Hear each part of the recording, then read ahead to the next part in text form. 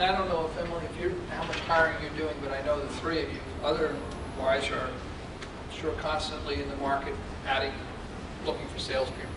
So, what are you looking for? What do you know in the interview process, from the very first contact that you have with somebody who's interested or applied to your organization, and put it out for all of you. What are the key attributes? What are you looking for in your decision-making process? Again, we're kind of a unique situation here, not being a team or a league or a company like that. For us, and I think I'm a good example of this, is that we're not looking for a specific skill set of sales experience. I came into my job from spending a year acting and then going to grad school for sport management. So, like, not your traditional seller personality, but I ended up being a good fit for the company in general. So my company is all about finding a personality fit and looking for personalities who are innovative, who are looking to take it to the next level. I would say that's the biggest thing. We want people who are going to be able to think outside of the box and who are going to be able to be aggressive and work on their own and think of new ideas that we can use to make our company better. So it's not, I mean, we're not looking specifically at a specific sales attribute at all. We're looking more at a personality type that we think will fit well, not only on the sales side, but also in other areas of our business, because that's the way our company has been built. Just to pick up on that, you said you'd never envisioned that you would ever be in sales. Most people never do. But did you get or did you just start? Not really. Just kind of winged it. The acting really helped out. It definitely did. My boss made me do a sales call my second week at the company, and I was like, "You are insane. Like, this is your worst idea ever. We should definitely not do this. I strenuously object." He did not listen. So he had me call the Anaheim Ducks and try to sell them a research contract. And I was like, well, crap, like, I have no idea how to sell anything. What am I going to do? So I just learned as much as I could about our research vertical. And having been in it 1 full week, I had a pretty solid base of knowledge at that point. And then I just called and listened to what they needed. I figured that's my only shot, right? Like, I have no savvy at selling. I don't know any strategies. So my only tack here that could possibly work is to say, what are your biggest pain points right now? What do you need help with at your company? And then figure out, really, if Turnkey could help them or not. And it turns out we could. And I stayed on that for a year, and then I got that deal signed. And it took a year, but I got it signed, and I got a 3-year deal signed, and that ended up being, you know, what, $80,000 of revenue or something for our company. So it worked, and it was a long process. And for our company, realistically, it's always a long process. We never get someone signed after a day, unless we're really lucky. But that's the way I kind of backed into it. And then I thought, well, all right, this seems to make sense for me. It works with my personality to go about it this way and be more of a listener as opposed to more of an aggressive kind of pusher of product. So that's the way I've done it over time, and then just tried to really refine those skills, take what I see working in other areas of the business and apply them to my own pitches. Jim, the person shows up at your door fresh out of college. What are you looking for? I am looking for, and I'm glad you narrowed it down to someone fresh out of college, because that definitely is different, I think.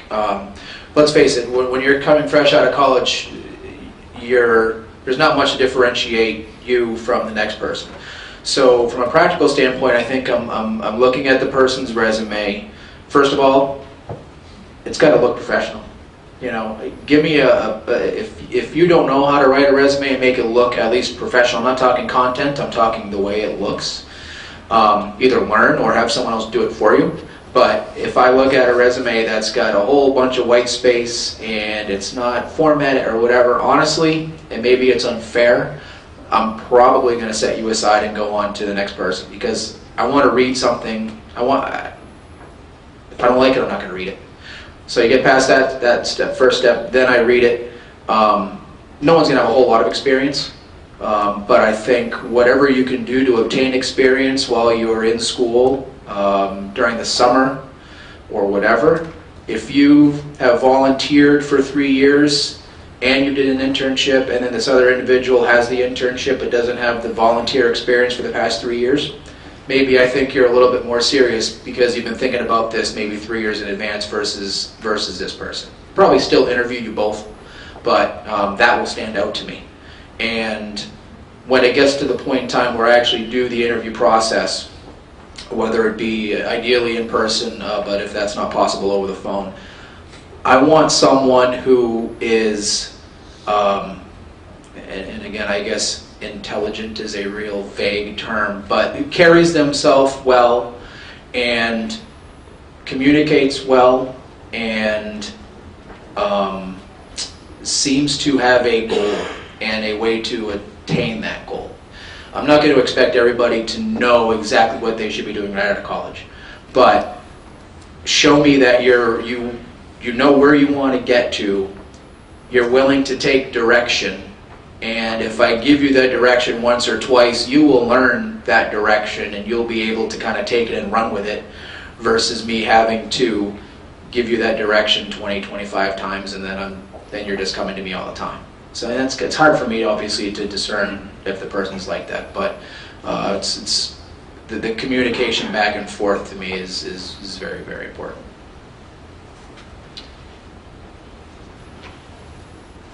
When we look at a resume, we see courses that you've taken in college, and unless I went to your school, I have no idea what that means.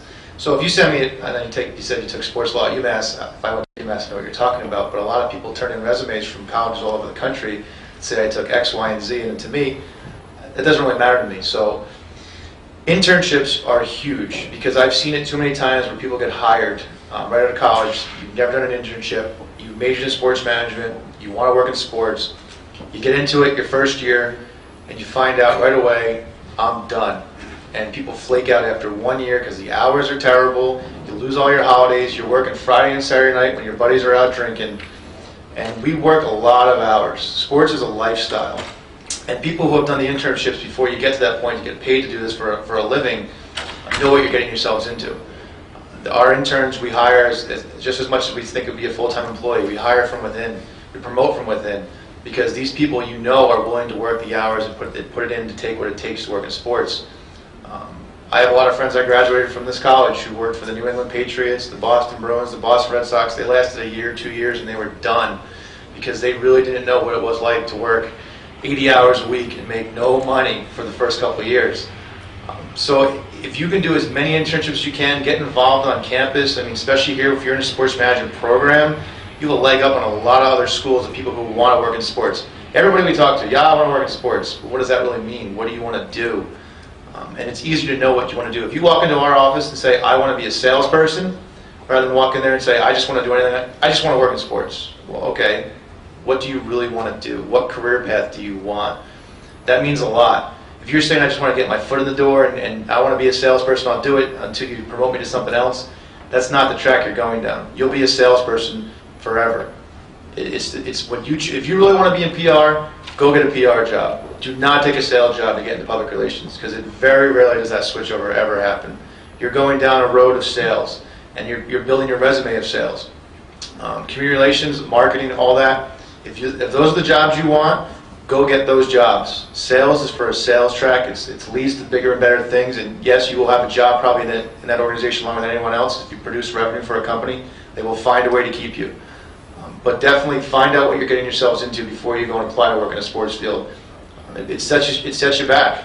If you go a year of working and all of a sudden you decide to quit, you're catching up to everybody else. So get the experience now while you can.